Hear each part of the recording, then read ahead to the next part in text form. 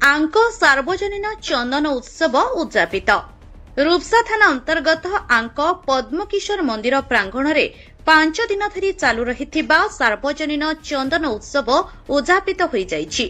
चंदन कमिटीर कर्मकर्ता और ग्रामवासी मिलित उद्यम प्रतिवर्ष एठारे चंदन उत्सव अनुष्ठित हो आसुथिबा बेले पूर्णमी संध्यारे राधाकृष्ण नाबकेली एवं आतसबाजी कार्यक्रम को उपभोग करने हजार हजार श्रद्धालुओं समागम होइथिला।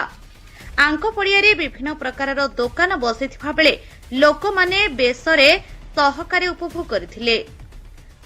प्रत्येक दिन संध्यारे चंदन कमिटी पक्षरु सांस्कृतिक कार्यक्रम अनुष्ठित होइथिला। ता मध्यरे यात्रा भजन संध्या पाइक आखड़ा संबलपुर आसिथिबा धुमसा बाजार मजा किछि नियारा थिला।